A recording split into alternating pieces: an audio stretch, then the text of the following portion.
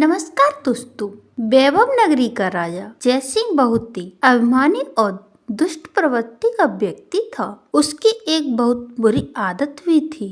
वह किसी भी सुंदर लड़की से जबरदस्ती विवाह कर लेता और फिर किसी न किसी बहाने उससे नाराज होकर उसे कारागार में डाल देता। इस प्रकार राजा जयसिंह अब तक कई स्त्रियों को कारागार में डाल चुका था। वैभव के लोग उसके खिलाफ कुछ नहीं बोलने से डरते थे। वैभव के लोग उसके खिलाफ कुछ बोलने से डरते थे क्योंकि राजा भेष बदलकर नगर में घूमता था। यदि वह किसी को उसके खिलाफ कुछ कहते सुन लेता तो अपने सैनिकों को भेजकर उसे कारागार में डाल देता। एक दिन राजा जयसिंह चूड़ी वाले का भेष धारण कर नगर के पास एक गांव में पहुंचा। वहां उसने एक चबूतरे पर बैठकर चूड़ियां बेचना शुरू कर दी। उसी गांव में एक गरीब किसान की बेटी कमला भी रहती थी जो अत्यंत सुंदर थी।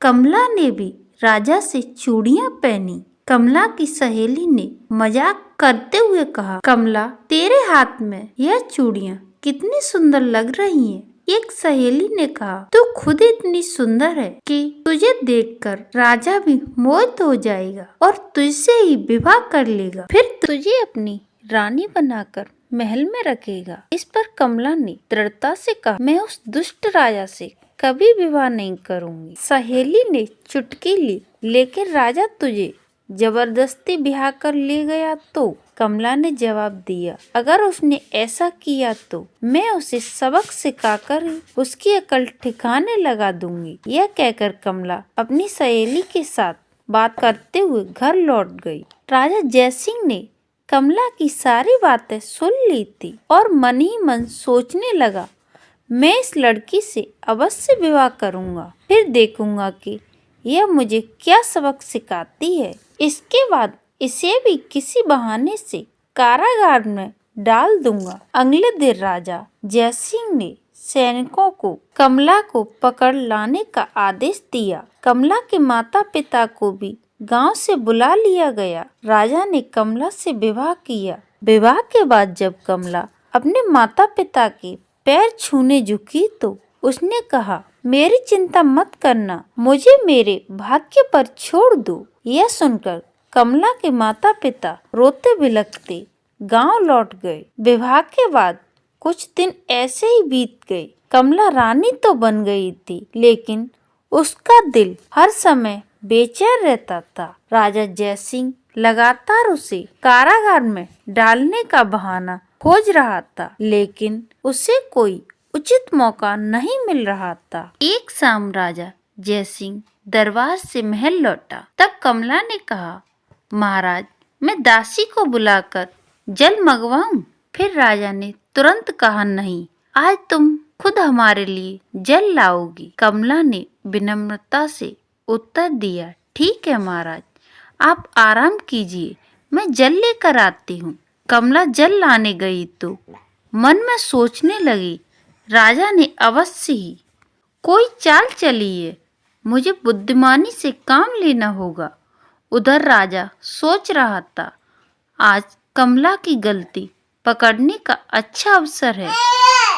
अगर वह पीने का पानी लाएगी तो मैं कहूँगा कि हाथ पांव धोने के लिए जल चाहिए था, और यदि हाथ पांव धोने के लिए जल लाएगी तो मैं कहूँगा पीने के लिए जल चाहिए था। कमला बड़े पात्र में जल लेकर लौटी। राजा ने उसे देखकर कहा, हमने पीने के लिए और वह हाथ पांव धोने जल लाएगी तो कहूँगा पीने के लिए चाहिए था। कमला बड़े पात्र में जल लेकर लौटी।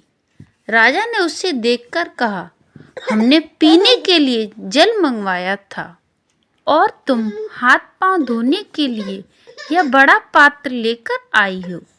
कमला ने शांत स्वर में कहा, महाराज मेरी बात सुनिए, जब कोई बाहर से आता है तो पहले उसे हाथ पांव धोने के लिए जल दिया जाता है और उसके बाद पीने के लिए। मैंने दासी से कह दिया है कि वह आपके लिए पीने के लिए जल लेकर आए, तब तक आप हाथ पांव धो लीजिए। उसी समय दासी भी जल लेकर पहुंच गई। राजा को समझ आ गया कि कमला ने अपनी बुद्धिमानी से उसे मत दे दी है। उसने मन ही मन सोचा, आज तो यह बच गई, लेकिन अगली बार इसे नहीं छोड़ूंगा। एक दिन राजा जयसिंह कमला के साथ विश्राम कक्ष में बैठा हुआ था और वह गहरी सोच में डूबा था और वह विचार कर रहा था कि बहुत समय हो गया, अब जल्दी ही किसी बहाने से कमला को कारागार में डाल देना चाहिए। तभी एक सैनिक आया और बोला, महाराज की जय हो, चंदन नगर के राजा ने अपना दूत भेजा है। राजा ने कहा, ठीक है, उस दूत को अंदर भेज दो। दूत ने अंदर आकर कहा, महाराज की जय हो, हमारे राजा ने अपने राज्य की वर्षगांठ के उपलक्ष्य में आपके लिए मिठाई भेजी है। यह सुनकर राजा प्रसन्न होते हुए कहते हैं, वाह, राजा ने हमारे लिए मिठाई भेजी है, फिर तो हम इसे अभी खाएंगे। राजा ने मिठाई का एक टुकड़ा उठाया ही था कि कमला ने अचानक उसके हाथ पर मारकर नीचे गिरा दिया। राजा क्रोध में बोला, कमला, तुमने हमारे मित्र राज्य की भेजी हुई मिठाई गिरा दी, तुम्हें इस गलती की सजा मिलेगी। कमला शांत स्वर में बोली, महाराज, मैंने कोई गलती नहीं की है, बल्कि मुझे तो इसके लिए पुरस्कार मिलना चाहिए। राजा ने हंसते हुए कहा, अवश्य, हम तुम्हें कारागार का पुरस्कार देंगे। सैनिकों, कमला को बंदी बना ले जाओ और कारागार में डाल दो। कमला ने विनम्रता पूर्वक कहा, ठहरिए महाराज, मुझे कारागार में डालने से पहले इस मिठाई का परीक्षण कर लीजिए। राजा ने गुस्से से कहा, परीक्षण यह तुम्हारी कोई चाल है, लेकिन इससे तुम्हें सजा से नहीं बच सकती। कमला ने उत्तर दिया, महाराज, मुझे अपनी गलती पर सजा स्वीकार है, परंतु एक बार इस मिठाई को किसी कुत्ते या बिल्ली को खिलाकर देख लीजिए। यह सुनकर वहाँ खड़ा दूत घबरा गया और सोचने लगा, मुझे यहाँ से भाग जाना चाहिए, नहीं तो राजा मुझे फांसी पर चढ़ा देंगे। राजा ने आदेश दिया, सैनिक, पहले इस दूत को बंदी बना लो, फिर किसी कुत्ते या बिल्ली को मिठाई खिलाओ। सैनिकों ने दूत को बंदी बना लिया। तभी दूसरा सैनिक एक बिल्ली को पकड़ लाया। बिल्ली को मिठाई के पास छोड़ दिया गया, लेकिन मिठाई खाते ही बिल्ली मर गई। यह देख राजा चौंक कर बोला, अरे, इसमें तो जहर था। कमला ने कहा, हाँ महाराज, मिठाई में जहर मिला था। मैंने दूत के चेहरे के हाव भाव से ही समझ लिया था। वैसे भी किसी बाहर से आई गई वस्तु को बिना परीक्षण के खाना खतरनाक हो सकता है। राजा सोचने लगा, ओहो, कमला ने मुझे मरने से बचा लिया, लेकिन खुद भी सजा से बच गई। खैर, अगली बार इसे कारागार में डाल ही दूंगा। राजा ने कहा, कमला, तुमने अच्छा काम किया है, हम तुमसे यही आशा करते हैं। कुछ दिन ऐसे ही बीत गए। राजा को कमला को सजा देने का कोई बहाना नहीं मिला। एक दिन राजा ने कहा, कमला, आज हम शिकार पर जा रहे हैं, शाम तक लौट कर आएंगे। कमला बोली, ठीक है महाराज, मैं आपकी प्रतीक्षा करूंगी। राजा कुछ सैनिकों के साथ शिकार पर निकल गए, लेकिन यह शिकार केवल एक बहाना था। असल में वह कमला को फंसाने के लिए नई चाल चल रहा था। जंगल में पहुंचकर राजा ने सैनिक से कहा, आज मौसम बहुत अच्छा है, हम कोई शिकार नहीं करेंगे।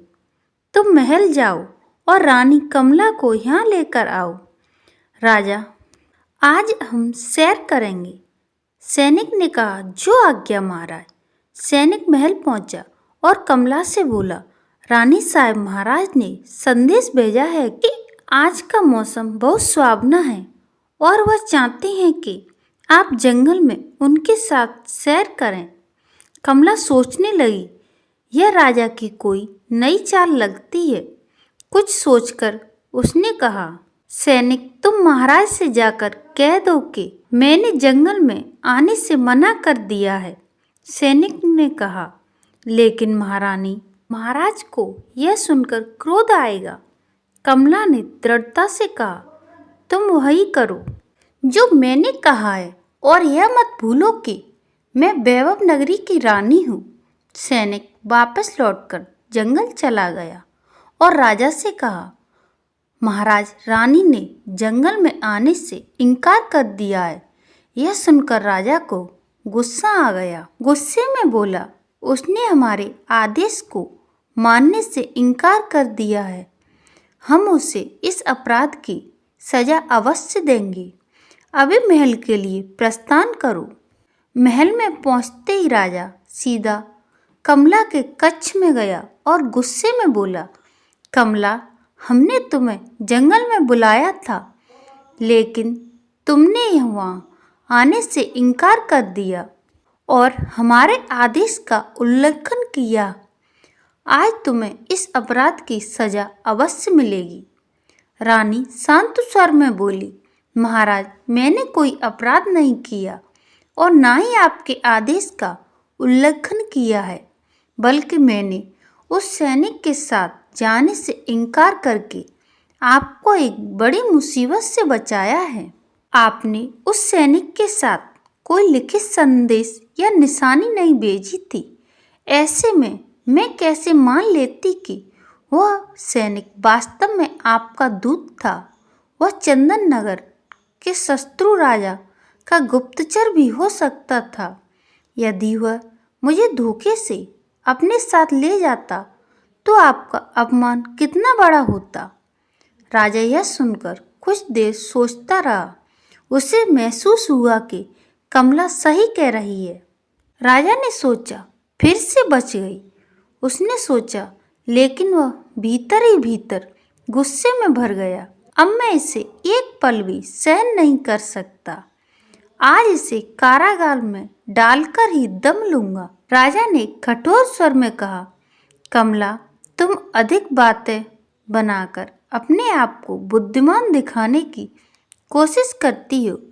इस चालाकी के लिए हम तुम्हें कारागार की सजा देते हैं। कमला ने शांत लेकिन दृढ़ स्वर में उत्तर दिया, महाराज, आप किसी असहाय लड़की को जबरदस्ती रानी बनाकर बड़ी आसानी से कारागार में डाल सकते हैं, लेकिन यदि आप विजयनगर की राजकुमारी को अपनी रानी बनाकर दिखा दें, तभी आपकी बहादुरी का प्रमाण होगा। राजा तमतमाकर बोला, हमें क्रोध मत दिलाओ, हम किसी से भी विवाह कर सकते हैं। रानी मुस्कुराई और बोली, ठीक है महाराज, यदि आप विजयनगर की राजकुमारी को रानी बनाकर नहीं ला सके तो आपको किसी भी लड़की को कारागार में डालने का अधिकार नहीं होगा। राजा ने गर्व से कहा, ठीक है, हम कल ही विजयनगर के लिए प्रस्थान करेंगे, लेकिन राजकुमारी को साथ लेकर लौटेंगे और तुम्हें कारागार में डाल देंगे। अगले दिन राजा घोड़े पर सवार होकर विजयनगर की ओर चल पड़े। कई दिन यात्रा के बाद आखिरकार वह विजयनगर पहुंच गए। वहां पहुंचकर उसने सोचा, यह नगरी तो अत्यंत सुंदर है। यहाँ की राजकुमारी भी अद्वितीय सौंदर्य की होगी। विजयनगर की राजकुमारी चंद्रा ने पहले से ही घोषणा करवा रखी थी, जो कोई इस कुएं से पूरे नगरवासियों को जल पिलाएगा, मैं उसी से विवाह करूंगी। यह सुनकर राजा सोचने लगा, अरे फिर तो राजकुमारी से विवाह करना बहुत आसान है। यह काम तो मैं बड़ी आसानी से कर लूँगा। राजा तेजी से घोड़ा दौड़ाता हुआ महल के दरवाजे पर पहुंचा। सैनिक ने राजकुमारी को सूचित किया, राजकुमारी जी, वैभव नगर के राजा जयसिंह यहाँ आए हैं और आपकी शर्त पूरी करना चाहते हैं। राजकुमारी ने राजा से कहा, राजा जी, एक बार फिर से सोच लीजिए। यदि आप शर्त पूरी न कर सके तो आपको बंदी बना लिया जाएगा। पहले भी कई राजा और राजकुमार यहाँ बंदी बनाए जा चुके हैं।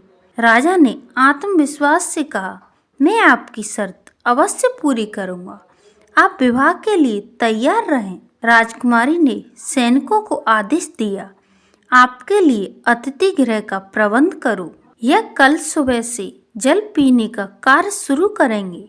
अगले दिन सुबह राजा जयसिंह ने कुएं से जल निकालकर नगरवासियों को पिलाना शुरू किया। सुबह से दोपहर हो गई, फिर शाम, लेकिन नगरवासी की भीड़ कम होने का नाम ही नहीं ले रही थी। राजा पूरी तरह थक चुका था। वह सोचने लगा, अब तो खड़ा होना भी मुश्किल हो रहा है और भीड़ है कि खत्म होने का नाम ही नहीं ले रही है। अब मैं क्या करूं? थकान से चूर राजा जब कुएं से पानी निकालने के लिए उठा तो उसके कदम लड़खड़ाने लगे और कुएं के मुडेर पर गिर पड़ा। यह देखकर नगरवासी बोले, देखो, राजा गिर पड़ा, कोई इन्हें उठाओ। लेकिन वहीं खड़े सैनिकों ने कहा, ठहरो, राजा को कोई हाथ नहीं लगाएगा। हम इन्हें बंदी बनाकर राजकुमारी के पास ले जाएंगे। राजा सोचने लगा, हे भगवान, मैं यह क्या सोचकर आया था और क्या हो गया। सैनिक जयसिंह को पकड़कर राजकुमारी चंद्रा के पास ले गई। राजकुमारी ने गंभीर स्वर में कहा, राजा जयसिंह, आप मेरी शर्त पूरी करने में असफल रहे। अब आपको कारागार में रहना होगा। राजकुमार को कारागार में डाल दिया गया। कुछ दिनों तक राजा वापस नहीं लौटा तो कमला को चिंता होने लगी। उसने कुछ गुप्तचरों को राजा की खोज में भेजा और कहा, मुझे महाराज का पता लगाना है। इस काम के लिए तुम्हें उचित इनाम मिलेगा। कुछ दिनों बाद गुप्तचर लौटकर वापस आए और बताया, रानी जी, महाराज विजयनगर में बंदी बनाए गए हैं। वे राजकुमारी की शर्त हार गए हैं। कमला ने गंभीरता से कहा, ठीक है, तुम इस बात का जिक्र किसी से मत करना। अगले दिन कमला ने महामंत्री से विचार विमर्श किया और कहा, महामंत्री जी, मैं राजा को छुड़ाने के लिए स्वयं जाऊंगी। मेरे पीछे आप राज्य के सभी कार्य संभालें। यह कहकर कमला राजकुमार का वेश धारण कर विजयनगर की ओर चल पड़ी। कई दिनों की लंबी यात्रा के बाद कमला विजयनगर पहुंच गई। महल के द्वार पर पहुंचकर जब उसने पहरेदार को अपने आने का प्रयोजन बताया तो वह उसे राजकुमारी चंद्रा के पास ले गया। राजकुमारी चंद्रा ने कमला से कहा, राजकुमार, एक बार फिर सोच लो। ऐसा ना हो कि तुम्हें आजीवन कारागार में रहना पड़े। कमला ने उत्तर दिया, राजकुमारी जी, यदि मैं आपकी शर्त पूरी कर ली तो आपको मुझसे विवाह करने के साथ साथ सभी बंदियों को भी मुक्त करना होगा। राजकुमारी मुस्कुराते हुए बोली, ठीक है राजकुमार, मुझे आपकी शर्त स्वीकार है। अगले दिन सुबह कमला कुएं पर पहुंची और फुर्ती से स्त्री, पुरुष और बच्चों की भीड़ को जल पिलाना शुरू कर दिया। शाम होने से पहले कमला ने सभी नगरवासियों को कुएं से पानी पिला दिया। इस कार्य को करते हुए उसे संतोष और आनंद की अनुभूति हुई। वहां खड़े सैनिक ने कहा, राजकुमार, आपने शर्त जीत ली है। अब कृपया कर हमारे साथ राजकुमारी के पास चलें। जब सैनिक ने राजकुमारी चंद्रा के कक्ष में जाकर यह सूचना दी तो वह बोली, राजकुमार, अपनी शर्त के अनुसार मैं आपसे विवाह करने के लिए तैयार हूँ और सभी बंदियों को मुक्त करने का आदेश देती हूँ। दूसरे दिन कमला का विवाह राजकुमारी चंद्रा के साथ धूमधाम से संपन्न हुआ। विवाह के बाद कमला ने राजा जयसिंह को अपने सेवक के रूप में रख लिया। चूंकि कमला राजकुमारी के वेश में थी, जयसिंह उसे पहचान नहीं पाया। कमला ने कहा, जयसिंह, मैंने तुम्हें कारागार से मुक्त कराया है, अब तुम्हें मेरे साथ रहना होगा। जयसिंह ने सिर झुकाकर कहा, जी राजकुमार, मुझे स्वीकार है आपका यह उपकार। मैं कभी नहीं भूलूंगा। 2 दिन बाद कमला राजकुमारी और जयसिंह के साथ वैभव नगर के लिए रवाना हुए। यात्रा के दौरान जब वे वैभव नगर के पास पहुंचे तो कमला ने एक सैनिक से कहा, सुनो, हमें किसी आवश्यक कार्य से जाना होगा। तुम सब राजकुमारी और राजा को वैभव नगर पहुंचाओ।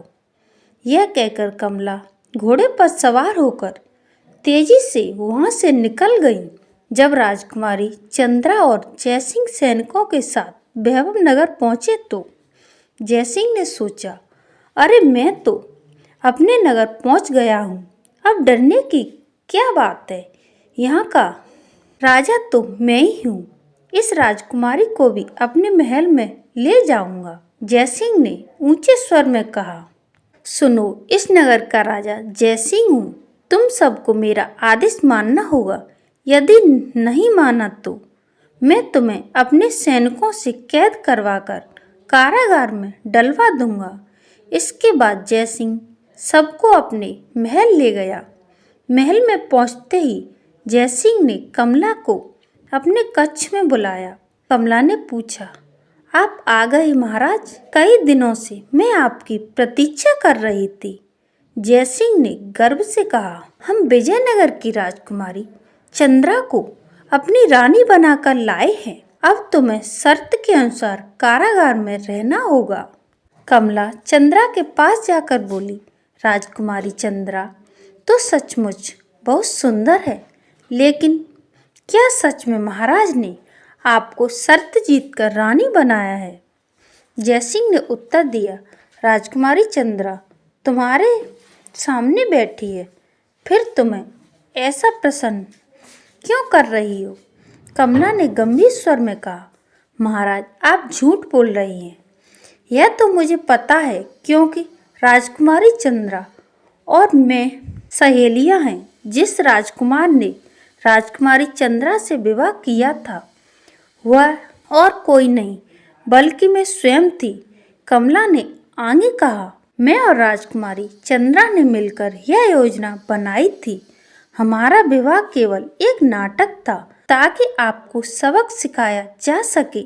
यह सब इसलिए किया था ताकि आप अपनी झूठी शान और अभिमान को त्याग दें और एक बेहतर इंसान बन सके। कमला ने पूरी घटना विस्तार पूर्वक सुनाई। सच्चाई जानकर जयसिंह अत्यंत शर्मिंदा हुआ। उसने कमला से कहा, कमला मुझे क्षमा कर दो। अपने झूठे अभिमान के कारण मैं तुम्हें पहचान नहीं सका। मैं बहुत पछता रहा हूँ। इसके बाद जयसिंह ने अपने कारागार में बंद सभी स्त्रियों को मुक्त कर दिया। राजकुमारी चंद्रा भी अपने राज्य लौट गई। जयसिंह और कमला अब साथ साथ रहने लगे। राजा ने अपना झूठा अभिमान त्याग दिया और रानी के साथ सुखपूर्वक जीवन व्यतीत करने लगे। दोस्तों, कहानी अच्छी लगे तो कमेंट बॉक्स में कमेंट करके ज़रूर बताएं और वीडियो को लाइक करें और हमारे चैनल को सब्सक्राइब करें और बेल आइकन पर क्लिक करना ना भूलें ताकि हमारे वीडियो के नोटिफिकेशन आपको मिलती रहें। धन्यवाद दोस्तों।